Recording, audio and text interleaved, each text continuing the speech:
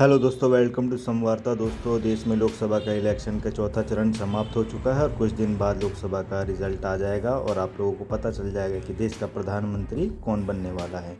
दोस्तों, आज के इस डिबेट में आप देखिए मोदी मीडिया अपनी पूरी ताकत लगा चुका है सरकार को जिताने के लिए, लेकिन आज के इस वीडियो में सुरेंद्र राजपूत जो कि कांग्रेस प्रवक्ता है और राजकुमार भाटी जो कि समाजवादी प्रवक्ता हैं, उन दोनों ने मिलकर बीजेपी प्रवक्ता और मोदी मीडिया की बैंड बजा दी है।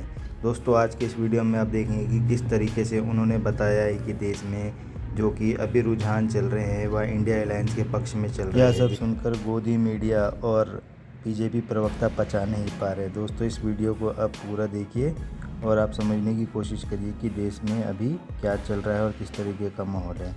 और अगर वीडियो आपको अच्छा लगे तो चैनल को सब्सक्राइब करना ना भूलें। तो चलिए शुरू करते हैं।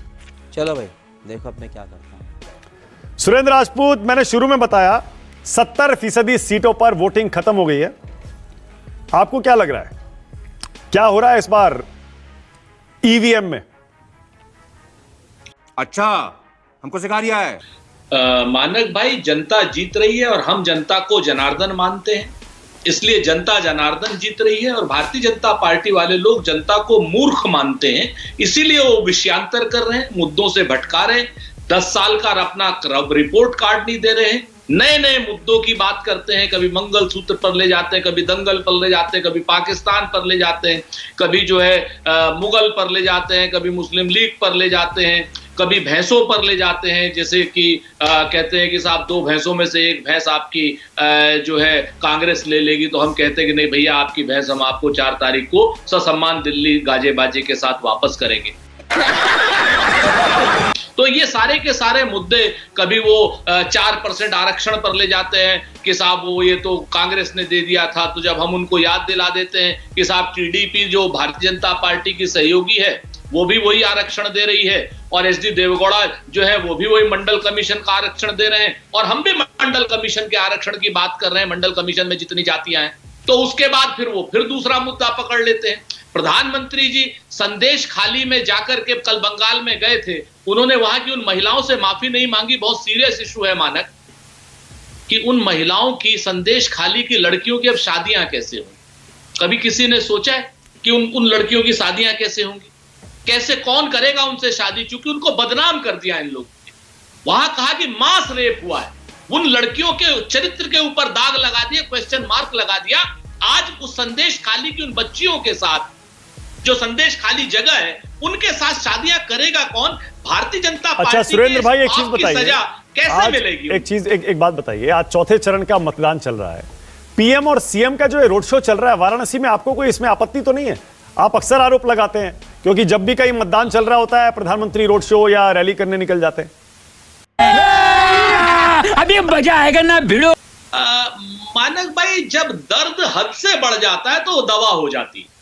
आज की डेट में इलेक्शन कमीशन से हमें कोई उम्मीद नहीं रह गई, नंबर 1। प्रधानमंत्री जी से सुचिता की हमें कोई उम्मीद नहीं है, नंबर 2। और वो पिछले 10 साल से हर बार वो ऐसा काम कर रहे हैं, नंबर 3। तो अब हमें उनसे राजनीतिक सुचिता की कोई उम्मीद देखिए, अब देखिए, मैंने आपको इसीलिए अब मैंने आपको फंसा दिया।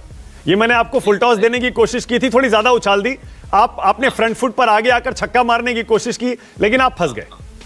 आज चौथे चरण का मतदान चल रहा है, पीएम रोड शो कर रहे हैं, आपके नेता भी तो प्रचार कर रहे हैं और वो भी हम दिखा रहे हैं, सारा मीडिया दिखा रहा है। भाई, जब 5, 6, 7 चरणों में वोटिंग होती है, आप भी देखिए, इसीलिए मुस्कुराए। सबको हक है अपना प्रचार करने का, रोड शो करने का, रैली करने का। सोनिया जी का आज वीडियो आया, राहुल गांधी की रैली आई, प्रियंका जी का इंटरव्यू आया, हम सब दिखा रहे हैं, सारा मीडिया दिखा रहा है।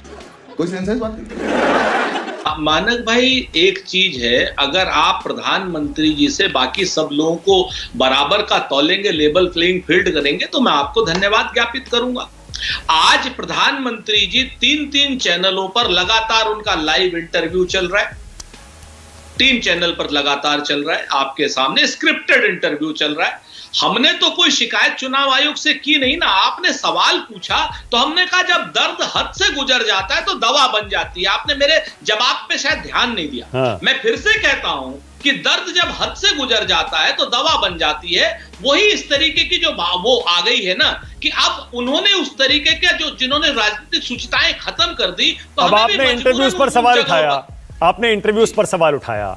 बीजेपी वाले कह रहे हैं कि प्रधानमंत्री, गृह मंत्री इतने सारे लोगों को इंटरव्यू दे रहे हैं, आपके नेता इंटरव्यू क्यों नहीं दे रहे? दे दीजिए भाई, सारा मीडिया इंतजार कर रहा है, इंटरव्यू दीजिए, चला देंगे। हम रुको जरा, सबर करो, बोला धक्का बुक्की नहीं करने का, आराम से लेने का। हाँ। आप लोग कितना चला सकते हैं कितना नहीं, मैं आपके ऊपर आरोप नहीं लगा रहा हूं। हमारी अपनी रणनीति है, उनकी अपनी रणनीति है। वो जिस तरीके से सत्ता समर्थक मीडिया का उपयोग और दुरुपयोग कर रहे हैं वो भी आपने सामने देखा हुआ है। और कहते हैं ना कि जब कश्ती साबितो सालिम थी, साहिल की तमन्ना किसको थी, अब ऐसी शिकस्ता कश्ती में साहिल की तमन्ना कौन करे। अब ये शिकस्ता कश्ती है, टूटी हुई कश्ती है, बिखरे हुए लोग हैं। लोगों को ये बताना पड़ रहा है कि प्रधानमंत्री रहेंगे कि नहीं रहेंगे। अमित शाह को बताना पड़ रहा है कि मैं प्रधानमंत्री नहीं, योगी जी। अरे वो तो अरविंद केजरीवाल ने आरोप लगा दिया, इसलिए जवाब दिया गया। केजरीवाल जी ने आरोप लगा दिया, ठीक है ना। और प्रधानमंत्री जी को आपको बचाना पड़ रहा है। मानक भाई, सबसे पहले आपके शो में मैंने कहा था, आपको याद होगा कि राहुल गांधी तैयार है, आपने कहा आधिकारिक रूप से कहेंगे। मैंने कहा आधिकारिक रूप से कह रहा हूं। आज की डेट में प्रश्न ये बचाना पड़ रहा है भारतीय जनता पार्टी को कि क्या प्रधानमंत्री जी की हिम्मत है राहुल गांधी जी का सामना करने। अभी जब क्या बात है सर, क्या बात है सर, क्या बात, ये बात है। राजकुमार भाटिया बताइए, आरपी सिंह चाहते हैं कि वो आखिर में सबकी सुनने की बात बोलेंगे। आरपी सिंह जी, अभी आता हूं। नहीं, बागी सारस्वत कह रहे हैं तूफान की तरह आएंगे और सारे वोट उड़ा के ले जाएंगे, मोदी आंधी आएगी और आपको पता भी नहीं चलेगा। नहीं, सारस्वत जी चेक कर लें, मोदी जी तो कर्नाटक भी गए थे, मोदी जी हिमाचल भी गए थे, मोदी जी बहुत जगह हार के आते हैं। ऐसा कुछ नहीं है कि मोदी जी जो तय कर लेते हैं। वो तो कह रहे हैं येन केन प्रकारेण, येन केन प्रकारेण का तो अर्थ बहुत लंबा निकलता है।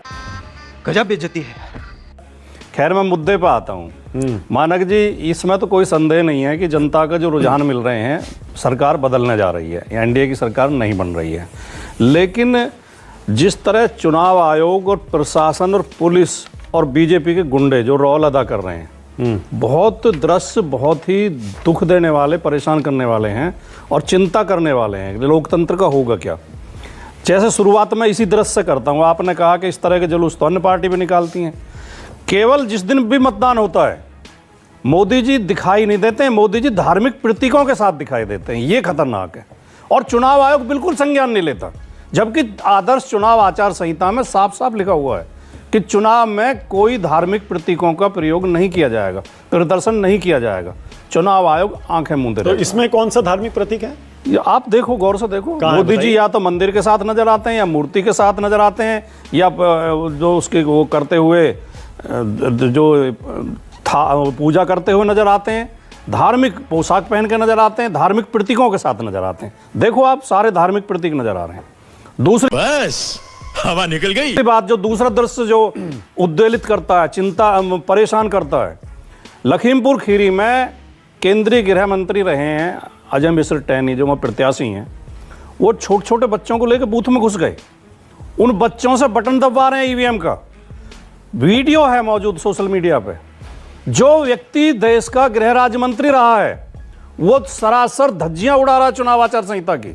बच्चों को लेकर उसमें घुसे हुए और एक एक बच्चा कई बार बटन दबा रहा है, आवाज आ रही है, वोट पड़ते हुए दिखाई दे रहे हैं। ये दृश्य परेशान करने वाले हैं। तो इसकी शिकायत आपने कर दी इलेक्शन कमीशन से? शिकायत तो हुई है। हाँ। लेकिन इलेक्शन कमीशन आंख खोलेगा तब ना कुंभकर्ण। वीडियो है तब तो कार्रवाई होगी। कुंभकर्ण की आंख तो 4 जून के बाद खुलेंगे। अगर कुंभकर्ण अभी सोया हुआ है। बाटी साहब देखिए, वीडियो है मेरे पास मौजूद है, आप कहे तो मैं आपको चैनल पर दिखा सकता हूं। अगर वीडियो सही है तो जरूर इलेक्शन कमीशन इस पर कार्रवाई। तो दिखाई दे रहे हैं आज अमित शाह बच्चों के साथ बूथ के अंदर है और बच्चे बटन दबा रहे हैं। छोटे छोटे नाबालिग बच्चे हैं, साफ दिखाई दे रहे हैं। वाह क्या सीन है, वाह क्या सीन है। तीसरा दृश्य रायबरेली में अमित शाह जी, देश के गृह मंत्री, रैली को संबोधित कर रहे हैं। एक रिपोर्टर वहां पर जो है राघव त्रिवेदी रिपोर्टिंग कर रहे हैं। महिलाओं से पूछ रहे हैं कि आप किसे सुनने के लिए आई हैं। महिलाएं बता रही हैं हम 100 रुपए दे के लाया गया हमें, हम मोदी जी को सुनने के लिए आए थे। और जो बोल रहे हैं इन्हें जानती हो, हम नहीं जानते इन्हें, अमित शाह बोल रहे हैं।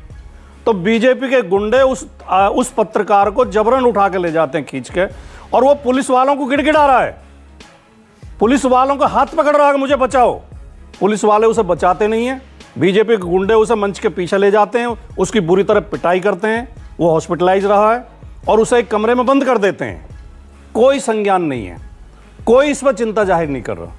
ये और जगह जगह ये दृश्य भी देखने को आप मिल रहे हैं, कन्नौज में, शाहजहांपुर में, जगह जगह लखीमपुर में, कि पुलिस मतदाताओं को धमका रही है, पुलिस बूथ में घुसने नहीं दे रही, लाठियां बजा रही है, वापस दौड़ा रही है। और जो सुब्रत पाठक है कन्नौज के कैंडिडेट बीजेपी के, उनके भाई मतदाताओं को धमकाते हुए उनका वीडियो भी चल रहा है, छोटू पाठक, सुब्रत पाठक के भाई। तो ये जो दृश्य हैं, अब बंद करो हाथ जोड़ के। मैं आपसे ये उम्मीद करता हूं, मैं एक बात और सुनिए भाटी साहब, मैं आपसे ये उम्मीद करता हूं कि जितनी भी ये शिकायतें आपकी हैं, ये सारी शिकायतें आपने इलेक्शन कमीशन तक पहुंचा दी हैं। जरूर पहुंची हैं, हर जगह जिला निर्वाचन अधिकारी को और वहां पर आरओ को सबको रिसीव कराई गई हैं, लिख के दी गई हैं और सोशल मीडिया पे भी मौजूद है। स्वतः संज्ञान भी चुनाव आयोग ले सकता है। Okay, alright. अब जब हम इस तरह की शिकायत करते हैं तो आरपी सिंह जी तो भले आदमी है, ये शायद नहीं कहेंगे इस बात को, अच्छे इंसान है। बीजेपी के प्रवक्ता अक्सर ये कहते हैं बहाने ढूंढ रहे हैं हार के, बहाने ढूंढ रहे हैं, इन्हें हार दिखाई दे रही है। कहीं इस तरह का अन्याय हो रहा हो तो क्या शिकायत ना करें? देखिए, ये जो बीजेपी कर रही है और प्रशासन की मदद कर रहा है, ये ज्यादा से ज्यादा 10% वोट का असर डाल सकते हैं, जहां 1 लाख वोट। पर हैदराबाद में तो प्रशासन बीजेपी का नहीं है ना? नहीं, मैं हैदराबाद, वारिस पठान ने बिल्कुल उसी तरह का आरोप लगाया ना। मैं हैदराबाद पे गया ही नहीं हूं ना, हैदराबाद में मेरा प्रत्याशी है मेरी पार्टी का। हैदराबाद में तो प्रशासन बीजेपी का नहीं है। आप वारिस पठान जी से पूछना, मैं तो उत्तर प्रदेश के संदर्भ में खास तौर से कुछ ना कुछ तो गड़बड़ जरूर है। ओके, आरपी सिंह आपकी बारी है, बोलिए, जवाब दीजिए आरपी सिंह जी। और थोड़ा बताइएगा, ये 4 चरण के बाद कितनी सीटें आप जीत रहे हैं अभी तक? देखिए, लगभग 379 सीट का चुनाव हो चुका है। हाँ, और मेरा मानना है कि जो मैजिक फिगर है मेजॉरिटी की हम पास करते हैं। 272 सीटें इस राउंड के बाद हमारी होगी और बाकी अगले राउंड में हम लोग आगे टारगेट करेंगे। आज खास कर आंध्र प्रदेश में कमाल होने वाला है। आप क्या उस पार्ट को मिस करके आप हैदराबाद तक गए, थोड़ा और आंध्र प्रदेश तक भी जाते तो जानकारी मिल सकती है आपको। कांग्रेस का सोटा साहब है, कांग्रेस का 0 आएगा विधानसभा और लोकसभा दोनों। क्या बोला तूने? नोट कर लीजिएगा। तो बंगाल में हालत है, कोई हालत कांग्रेस की आंध्र प्रदेश में होने जाएगी और वहां पर हम लोग टीडीपी के साथ मिलकर सरकार बना रहे हैं और एक अच्छी मेजॉरिटी के अंदर हम लोग वहां पर लोकसभा की सीटें जीतते हैं। कोई सेंस है इस बात की? सुरेंद्र राजपूत भाई है। अब आरपी सिंह जो पूछ रहे हैं, बताइए भाई, स्वाति मालीवाल के मुद्दे पर क्यों खामोश हैं आप? सुरेंद्र राजपूत।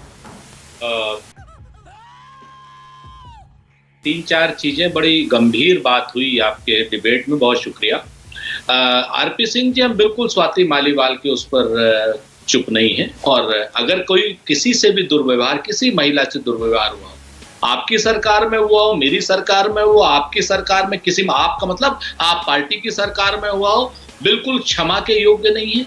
दिल्ली की पुलिस होम मिनिस्ट्री के अंडर में है। आपकी हिम्मत हो, हैसियत हो, हौसला हो, सेल्फ कॉग्निजेंस लीजिए और उसको दोषियों के खिलाफ कठोर से कठोर कार्रवाई कीजिए। लेकिन अगर आप स्वाति मालीवाल जी की सारी बातों को सच मानते हैं तो स्वाति मालीवाल जी की उस बात को भी सच मानिए कि भारतीय जनता पार्टी के गुंडों ने उनकी कार को रोक करके मोलेस्टेशन किया। यही नहीं, अभी और सुनिए। और वो जो सारे के सारे भारतीय जनता पार्टी के कार्यकर्ता थे जो उनकी कार रोकी थी उन्होंने, और उनको भी लेकर के आप क्या नाम दलील रखिए और उनको फांसी पर चढ़ाइए। स्वाति मालीवाल को, जिन्होंने सरे बाजार छेड़ा था, जिसका वीडियो फुटेज भी उसमें कहा गया था। नियम एक रखिए, चाहे किलो में तौल लीजिए, चाहे लीटर में माप लीजिए। हम तो कहते हैं कि अगर वो वैभव जो अरविंद केजरीवाल का पीएस है, उसको भी फांसी दो अगर वो कहीं उसने कुछ गड़बड़ किया है, और अपने गुंडों को भी फांसी दो। नंबर 1 बात तो सही है। नंबर 2, हम संदेश खाली की बात मैं बता दूं आरपी सिंह जी, आप भी बहन बेटियों वाले हो, हम भी बहन बेटी वाले। किसी के भी घर की महिलाओं को अगर कोई झूठा फंसा देगा और ये आरोप लगा देगा कि इन लड़कियों की इस मोहल्ले में तो बलात्कार हुआ है, तो उस मोहल्ले की लड़कियों की शादी करना मुश्किल हो जाता है। हम गांव घर वाले लोग हैं, यहां पर जितने लोग बैठे हैं 2 मिनट के लिए अपनी अपनी पार्टी का जो आवरण उतार दें और पूछें कि जिस मोहल्ले में ये हो कि नहीं साहब यहाँ पे इस मोहल्ले में मास रेप हुआ, उस मोहल्ले की लड़कियों से कौन शादी करेगा? भाटी साहब भी बैठे हैं, गांव घर वाले हैं, ये बाकी सारे जवाब ले लीजिएगा। तो आप संदेश खाली में प्रधानमंत्री ने इतना बड़ा झूठ, इतना बड़ा पाप किया है भारतीय जनता पार्टी ने, ये क्षमा के योग्य नहीं है, नरक जाएंगे लोग। मैं आपको बताऊं, ये झूठ का मैं आपको बताऊं। तीसरी बात अभी एमएनएस के हमारे साथी वागीश सारस्वत जी ने कही। वागीश सारस्वत जी की पार्टी एक भी सीट नहीं लड़ रही, और हम कहते हैं कि हम आपको बताते हैं मानक भाई, आप ही का चेहरा, आपका मतलब मीडिया का चेहरा। 1000 घंटों में एक स्टडी आई है बाकायदा, किसी एक प्रतिष्ठित एजेंसी ने की है।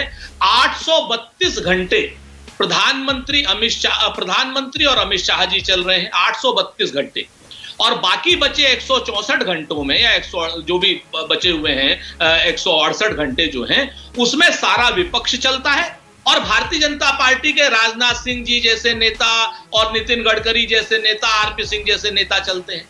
आप सोचिए, 832 घंटे जो चलते हैं वो प्रधानमंत्री चल रहे हैं या अमित शाह चल रहे हैं? खत्म, bye bye, tata, good bye, गया।